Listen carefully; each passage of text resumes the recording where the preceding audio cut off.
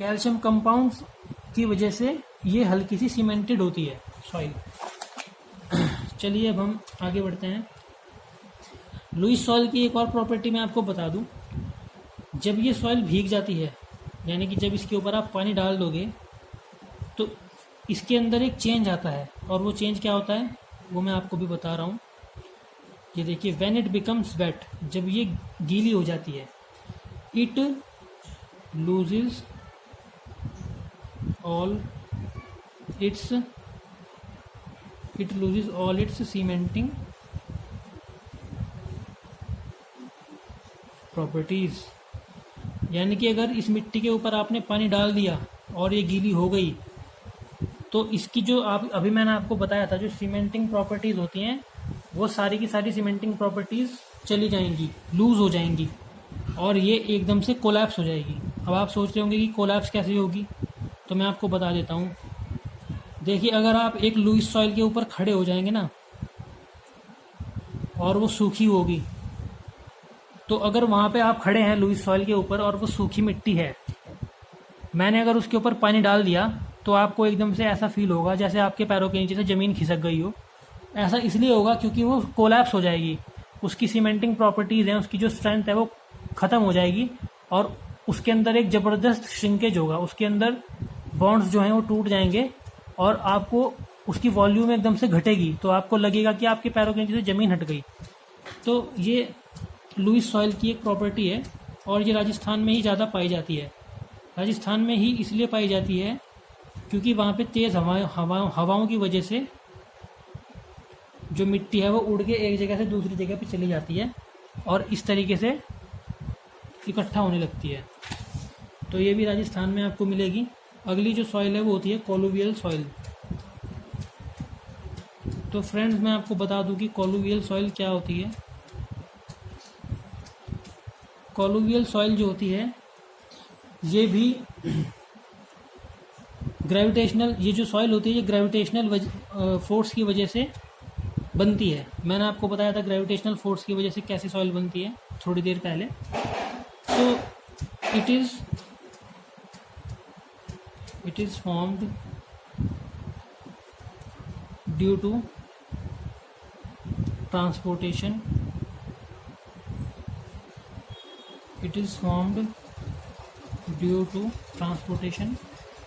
Bye gravitational force. Gravitational force की वजह से मिट्टी खिसक जाती है और मूव हो जाती है, एक जगह से दूसरी जगह पे चली जाती है। It is form due to transportation by gravitational force. और ये माउंटेन वैलीज़ में आपको देखने को मिलेगी। माउंटेन वैलीज़ का मतलब जहाँ पे पहाड़ियाँ होती हैं। It is found in mountain valleys. Mountain valleys में ये आपको देखने को मिलेगी। अब आपको मैं एक दो माउंटेन वैलीज़ के नाम बताऊंगा तो आप समझ जाएंगे कि मैं किन जगहों की बात कर रहा हूँ। दोस्तों, माउंटेन वैलीज़ में इंडिया में मैं आपको बताता हूँ देहरादून और शिमला। ये दो जगह जो होती हैं वो माउंटेन वैलीज़ की कैटेगरी में आती हैं, क्योंकि वहाँ पे चारों तरफ जो है एक पर्वतों का, पहाड़ों का जो है घेरा सा बना हुआ होता है, और बीच में शहर बसा हुआ होता है, तो वो एक वैली कहलाती है। तो देहरादून भी उसी कैटेगरी में आता है और शिमला भी। तो यहाँ पे जो आपको सॉइल देखने को मिलेगी ज़्यादातर वो कोलुवियल सॉइल देखने को मिलेगी। तो कोलुवियल सॉइल को एक और नाम दिया जाता है, इसको भी आप याद रख लें, इसको टैलस भी बोलते हैं, TALUS, टैलस। तो कंफ्यूज मत होना, अगर आपको अचानक से किसी ने बोल दिया कि टैलस सॉइल क्या होती है तो आप समझ जाना कि ये कोलुवियल सॉइल की बात कर रहे हैं। आगे बढ़ते हैं, हम देखते हैं ग्लेशियल सॉइल। दोस्तों, आप लोग नाम से ही समझ गए होंगे ग्लेशियल सॉइल कि ये कहाँ से बनी होगी। आप लोगों को अभी तक आइडिया हो गया होगा कि ग्लेशियल सॉइल का मतलब क्या होता है। दोस्तों, ग्लेशियल सॉइल वो सॉइल होती है जो ग्लेशियर्स की वजह से बनती है, यानी कि जो बर्फ़ की वजह से बनती है, आइस की वजह से। बर्फ़ के ऊंचे ऊंचे पहाड़ होते हैं, पर्वत होते हैं, तो जब वो टूटते हैं और वो टूट के पानी में मिल जाते हैं तो अपने साथ में जो वो मिट्टी को बहा के लाते हैं, उस मिट्टी को नाम दिया जाता है glacial soil. It is the soil which is transported by ice. यानी कि ये वो मिट्टी होती है जो बर्फ़ की वजह से ट्रांसपोर्ट होकर एक जगह से दूसरी जगह पे जाती है। तो ग्लेशियल सॉइल मैं आपको बता चुका हूँ इसके बारे में। तो दोस्तों आप लोग समझ ही गए होंगे कि ग्लेशियल सॉइल कहाँ देखने को मिलेगी। बर्फ़ कहाँ पे पड़ती है? कश्मीर में। तो दोस्तों कश्मीर में ही ये मिट्टी आपको देखने को मिलेगी। कश्मीर में ही बर्फ़ पड़ती है और वहीं पे ग्लेशियल सॉइल भी देखने को मिलती है। वहीं पे सबसे ज़्यादा ग्लेशियल सॉइल भी पाई जाती है। चलिए जल्दी टाइम वेस्ट नहीं करते हुए आगे बढ़ते हैं। तो जो अगली जो सॉइल मैं आपको बता रहा हूँ वो मेड सॉइल होती है। मेड सॉइल दोस्तों, ग्लेशियल सॉइल का नाम जो है वो टिल्बी होता है। जैसे कोलिगल सॉइल का नाम मैंने आपको टैलस बताया था थोड़ी देर पहले, वैसे ही ग्लेशियल सॉइल का जो दूसरा नाम होता है वो टिल्बी होता है। चलिए नेक्स्ट सॉइल की बात करते हैं, मेड सॉइल। तो जो मेड सॉइल होती है वो क्या होती है? ये कैल्शियम कार्बोनेटेड सॉइल होती है, मरीन ओरिजिन की। मरीन ओरिजिन का मतलब समुद्र से बन के, मतलब समुद्र से इसका ओरिजिन होता है सॉइल का। और ये decomposition of animal bones and aquatic plants, यानी कि जो जानवरों की हड्डियां वगैरह होती हैं और जो कुछ पानी के, जो पानी में पाए जाने वाले जो पेड़ पौधे होते हैं, तो जब वो समुद्र के जो तट पे आके इकट्ठी हो जाती हैं ये, तो वहाँ पे इनसे जो सॉइल बनती है उसको हम मेड सॉइल बोलते हैं। तो अंडमान और निकोबार आइलैंड्स जो होते हैं वहाँ पे जनरली ये सब एक्वेटिक प्लांट्स और एनिमल की बोन्स वगैरह इकट्ठी होती हैं। तो it is calcium carbonated soil. It is calcium carbonated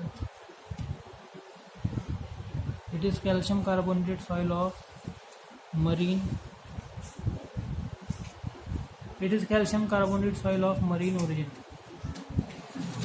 तो ये भी एक मरीन ओरिजिन की सॉइल होती है। मरीन ओरिजिन की सॉइल क्यों होती है? क्योंकि ये भी समुद्र के पानी से ही बनती है। समुद्र का पानी ही इसको बहा के अपने पास अपने साथ बहा के लाता है किनारे तक। तो कैल्शियम कार्बोनेट सॉइल होती है। और ये बनती क्यों है? It is marine origin which is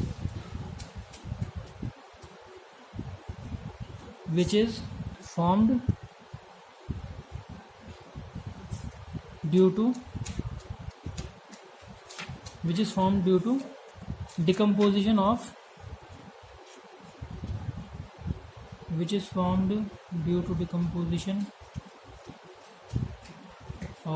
animal bones, जानवरों की हड्डियाँ और जो पेड़ पौधे होते हैं समुद्र के, जो उखड़ के पानी के साथ बह के आ जाते हैं, उनसे ऑर्गेनिक चीज़ होती हैं तो गल जाती हैं, तो फिर उनकी सॉइल बन जाती है। तो ये आपको अंडमान एंड निकोबार में सबसे ज़्यादा देखने को मिलेगी। तो ये मैं आपको यहाँ पे लिख देता हूँ, अंडमान एंड निकोबार। चलिए अब उसके बाद हम नेक्स्ट सॉइल पे आते हैं। इसके बाद आती है टफ सॉइल। तो टफ सॉइल क्या होती है? इट इज़ केमिकली, देखिए जो ये सॉइल होती है टफ सॉइल, ये स्मॉल ग्रेन्ड होती है। यानी कि स्मॉल ग्रेन्ड का मतलब हुआ कि इसके जो पार्टिकल्स होते हैं वो बहुत छोटे छोटे होते हैं। स्मॉल ग्रेन का मतलब हुआ जिनके पार्टिकल बहुत छोटे हो, जो बारीक पार्टिकल्स की जो सॉइल होती हैं। और ये होती है slightly cemented volcanic ash. Slightly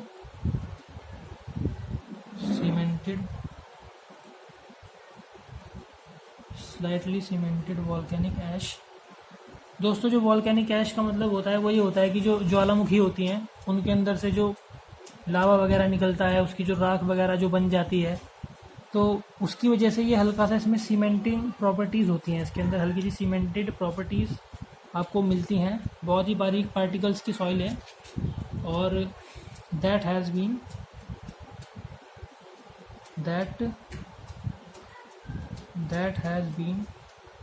transported that has been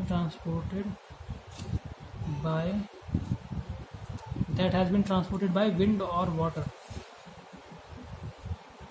तो ये जो सॉइल होती है ना, टफ सॉइल, ये हवा के माध्यम से भी और पानी के माध्यम से भी एक जगह से दूसरी जगह पे ट्रांसफ़र होती है। चलिए अब उसके बाद मैं आपको नेक्स्ट सॉइल के बारे में बता देता हूँ फटाफट। अभी तक टोटल 9 तरह की सॉइल्स मैं आपको बता चुका हूँ दोस्तों। अभी मैं आपको बताऊँगा नेक्स्ट जो होती है वो सॉइल का मैं आपको नाम बता रहा हूँ, वो होती है बेंटोनाइट सॉइल।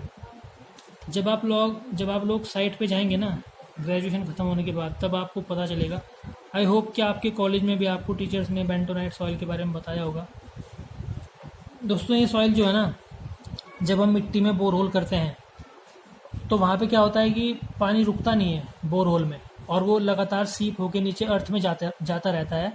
तो पानी को रोकने के लिए बेंटोनाइट सॉइल का इस्तेमाल किया जाता है। बेंटोनाइट सॉइल में सीमेंटिंग प्रॉपर्टीज़ होती हैं, तो ये पानी को अपने अंदर से पास नहीं होने देती। तो अभी मैं आपको इसके बारे में लिखवा देता हूँ। ये केमिकली वेदर्ड वॉल्केनिक ऐश होती है। दोस्तों मैंने आपको बताया था फिजिकल वेदरिंग और केमिकल वेदरिंग के बारे में। तो अभी तक मैंने आपको जितनी सॉइल्स के बारे में पढ़ाया है वो फिजिकल वेदरिंग से बनी सॉइल है, लेकिन मैं आपको अभी ये बेंटोनाइट सॉइल होती है, इसका आप याद रखना, ये केमिकली वेदर्ड सॉइल होती है। It is chemically.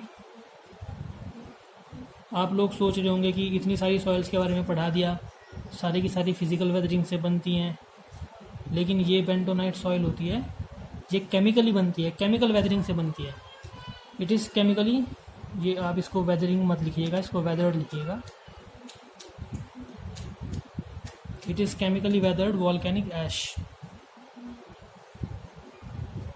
It is chemically weathered volcanic ash. ठीक है दोस्तों, ये भी वॉल्केनिक ऐश ही होती है। इससे पहले मैंने आपको टफ सॉइल पढ़ाया था, वो भी वॉल्केनिक ऐश ही होती है, और ये भी वॉल्केनिक ऐश की ही प्रॉपर्टीज से मिलके बनी हुई सॉइल होती है। ठीक है, तो ये केमिकली वेदर्ड वॉल्केनिक ऐश होती है, जो ज्वालामुखियों से जो ज्वालामुखी की जो निकलने वाली आग से जो राख होती है, वो जब बह के पानी और हवा से दूसरी जगह पे चली जाती है, तो वहाँ से हमें बेंटोनाइट सॉइल प्राप्त होती है। तो वॉल्केनिक ऐश होती है generally used as lubricant. Generally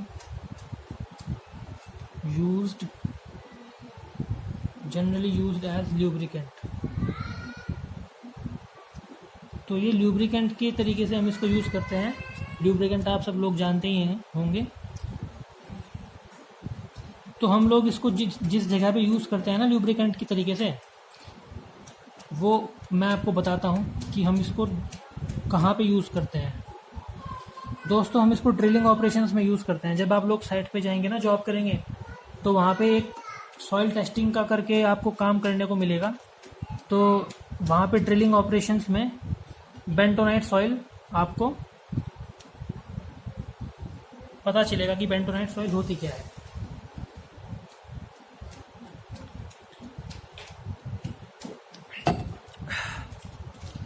तो चलिए इसके बारे में मैं आपको और लिखवा देता हूँ। It is also a clay. तो दोस्तों ये एक तरह की क्ले भी होती है, जो बेंटोनाइट सॉइल होती है, ये एक तरह की क्ले भी होती है containing. It is also a clay containing high amount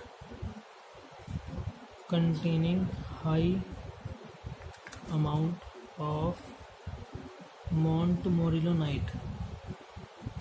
तो आप लोग सोच रहे होंगे कि मोंटमोरिलोनाइट क्या होता है। तो दोस्तों ये आयन्स होते हैं। अभी मैं आपको मोंटमोरिलोनाइट के अलावा और भी आयन्स होते हैं सॉइल के अंदर, उनके बारे में आपको पढ़ाऊंगा। तो बस आप एक बात का ध्यान रखना, जिस सॉइल के अंदर ये मोंटमोरिलोनाइट होता है ना, उसकी स्वेलिंग यानी कि वो मिट्टी फूलती बहुत ज़्यादा है और सिकुड़ती भी बहुत ज़्यादा है। अगर आप किसी ऐसी मिट्टी के अंदर पानी डाल दोगे जिसके अंदर बहुत ही हाई क्वांटिटी में मोंटमोरिलोनाइट होता है, तो वो फूल जाएगी मिट्टी बहुत जल्दी, दलदल हो जाएगी, उसमें फूली मिट्टी हो जाएगी। लेकिन जब वो सूखेगी तो वो सिकुड़ के बहुत ही सिकुड़ जाएगी, बहुत टाइट हो जाएगी। तो वो सब मोंटमोरिलोनाइट की वजह से होता है। तो इसको आप, ये बहुत ही इंपॉर्टेंट प्रॉपर्टी है, इसको आप जो है याद रखना, इसको अंडरलाइन कर लीजिए मोंट मोरिलोनाइट को। तो इट इज़ हाईली प्लास्टिक, ये बहुत ही प्लास्टिक सॉइल होती है। प्लास्टिक सॉइल मैं आपको आगे चल के बताऊँगा प्लास्टिक सॉइल होने का मतलब क्या होता है। It is highly plastic,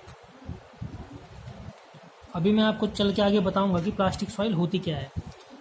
it is highly plastic, नाम से तो आप लोग भी समझ गए होंगे। And have high swelling and shrinkage, जो मैंने आपको बताया था, एंड हैविंग हाई स्वेलिंग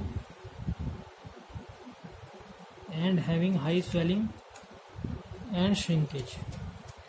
तो दोस्तों इसमें स्वेलिंग यानी कि फूलना और सिकुड़ना बहुत ज़्यादा होता है, और ये बहुत ही ज़्यादा प्लास्टिक होती है, और इसमें मोंट मोरिलोनाइट बहुत ज़्यादा होता है।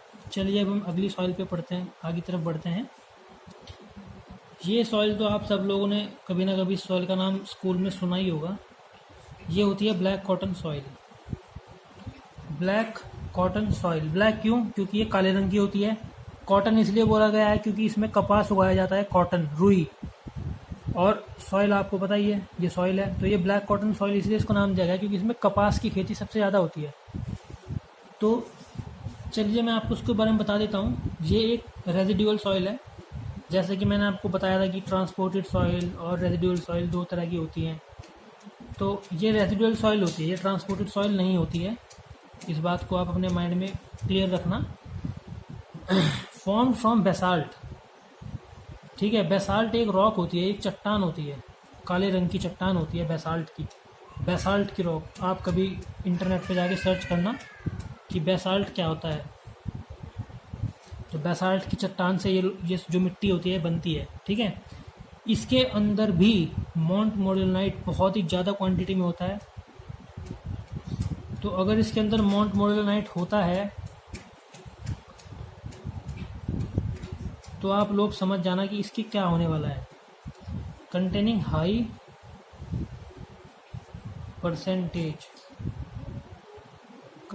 Percentage of montmorillonite.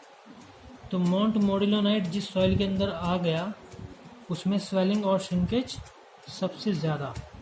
तो इसमें भी ये सबसे ज़्यादा, ये जो मोंट मोरिलोनाइट आयन है इसमें आ गया तो इसका भी स्वेलिंग और श्रिंकेज सबसे ज़्यादा होगा, समझ जाना आप इस बात को। तो चलिए मैं आपको इसमें आगे लिखवाता हूँ। इसका रंग गाढ़ा होता है, ये काले रंग की मिट्टी होती है। It is dark in colour, काले रंग की मिट्टी होती है, बहुत गाढ़ी काले रंग की मिट्टी होती है। It is dark in colour and suitable for growing cotton, यानी कि कपास उगाने में सबसे अच्छी मिट्टी यही होती है। तो जहाँ भी ये काली मिट्टी पाई जाती है, इसको हिंदी भाषा में काली मिट्टी बोलते हैं, ब्लैक कॉटन सॉइल को। एंड सूटेबल फॉर ग्रोइंग, कपास उगाने के लिए यानी कि कॉटन उगाने के लिए ये सबसे अच्छी मिट्टी मानी जाती है, ठीक है। इसके अंदर भी it shows high swelling and shrinkage.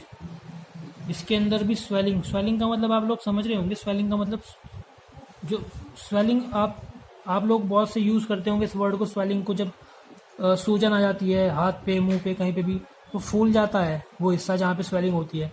तो उसी तरीके से मिट्टी भी फूल जाती है, जब इसमें पानी मिलाते हैं तो ये फूल जाती है। तो फूलती बहुत ज़्यादा है ये दोस्तों, बहुत ही ज़्यादा फूलती है। It shows high swelling and shrinkage, और सिकुड़ती भी बहुत ज़्यादा है। जब इसका पानी सूख जाएगा तो ये इतनी सिकुड़ जाएगी, बहुत ही ज़्यादा सिकुड़ जाती है, टाइट हो जाती है। एंड लो शेयर स्ट्रेंथ आप सब लोग जानते होंगे, आपने सेकेंड ईयर में सोम पढ़ा होगा। तो शेयर स्ट्रेंथ आई होप कि आप सब लोग जान चुके होंगे अब तक शेयर स्ट्रेंथ क्या होता है। और फिर भी अगर आप लोग कंफ्यूज हो जाएंगे शेयर स्ट्रेंथ, तो मैं आपको आगे चल के बता दूंगा। इसकी शेयर स्ट्रेंथ बहुत कम होती है, यानी कि इसकी जो प्रतिरोधक क्षमता होती है ना मिट्टी की, वो बहुत ही कमज़ोर होती है। ऐसी मिट्टी में आप लोग अपने घर बनाएंगे तो आपको बहुत ही मजबूत नींव डालनी पड़ेगी, तब जाके आपका घर टिकेगा। वरना अगर आपने छोटी हल्की फुल्की सी ही फाउंडेशन डाल के आप कुछ स्ट्रक्चर बना देंगे तो कुछ ही दिनों में देखना वो स्ट्रक्चर आपका गिर जाएगा, कोलैप्स हो जाएगा, क्योंकि ये बहुत ही कमज़ोर सॉइल होती है, बहुत ही कमज़ोर सॉइल होती है। तो इसके बाद मैं आपको अगली सॉइल के बारे में बताने जा रहा हूँ दोस्तों, वो होती है laterite soil. LATERITE laterite soil. तो लैटेराइट सॉइल क्या होती है?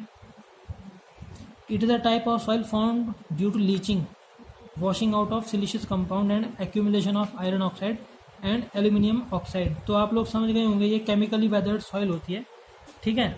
ये लीचिंग की वजह से बनती है और इसके अंदर से जो सिलिशियस कंपाउंड होते हैं वो धुल के बाहर निकल जाते हैं और आयरन ऑक्साइड और एल्यूमिनियम ऑक्साइड के एक्यूमुलेशन की वजह से ये सिलिशियस कंपाउंड निकल जाते हैं और ये सॉइल हमको मिलती है लैटेराइट सॉइल, ठीक है। ये केमिकली वेदर्ड सॉइल हुई और आपको ये देखने को मिलेगी हिली एरियाज़ में, जो पहाड़ी इलाके होते हैं जहाँ पे बहुत ही ह्यूमिड क्लाइमेट होता है। और जहाँ पे ह्यूमिड क्लाइमेट का मतलब होता है जहाँ पे बरसात बहुत ज़्यादा होती है 4-4, 5-5 महीने तक, जैसे मुंबई, देहरादून, ये ह्यूमिड क्लाइमेट वाले इलाके होते हैं। तो मैं आपको लिखवा देता हूँ, it is generally found in hilly areas.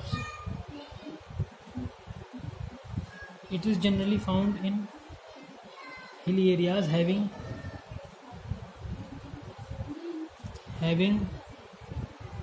humid climate. Humid climate का मतलब नमी वाला इलाका जो होता है ना, जहाँ पे बरसात बहुत ज़्यादा होती है, तो ये वहाँ पे आपको देखने को मिलेगी लैटेराइट सॉइल, ठीक है। तो ये वेस्टर्न घाट आप लोग अच्छे तरीके से जानते होंगे, जो मुंबई वाला इलाका होता है वो वेस्टर्न घाट में आता है। उसी तरीके से ईस्टर्न घाट वाला इलाका आपको मालूम होगा, इंडिया में जो ईस्ट साइड में आता है। और नॉर्थ ईस्ट वाला जो इंडिया का इलाका है वो भी बहुत ही ह्यूमिड होता है। यहाँ इन इलाकों में बरसात सबसे ज़्यादा होती है। तो अब आप लोग समझ गए होंगे 12 तरह की सॉइल्स के बारे में मैंने अभी तक टोटल आपको बताया है। तो चलिए मैं आपको नेक्स्ट सॉइल के बारे में बता देता हूँ। फटाफट ख़त्म करते हैं आज इस चैप्टर को। थोड़ा डिटेल में समझाने के लिए टाइम कंज्यूम हो जाता है ज़्यादा, लेकिन एक बार ये वीडियो पूरी अच्छी तरीके से बन जाएगी तो सबके काम अच्छे से आएगी। प्रॉपर्टीज़ अच्छे से एक्सप्लेन की है मैंने एक एक, इसमें कोई जल्दबाजी नहीं है। दोस्तों अगली सॉइल होती है मक सॉइल। तो मक सॉइल क्या होती है? ये इनऑर्गेनिक सॉइल के जो फाइन पार्टिकल्स का मिक्सचर होती है और ब्लैक डिकम्पोज्ड ऑर्गेनिक मैटर का। तो मैं आपको बता देता हूँ, it is a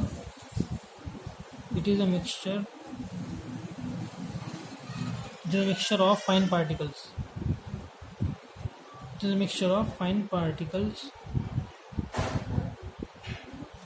a mixture of fine particles in organic soil. अब आप लोग समझ गए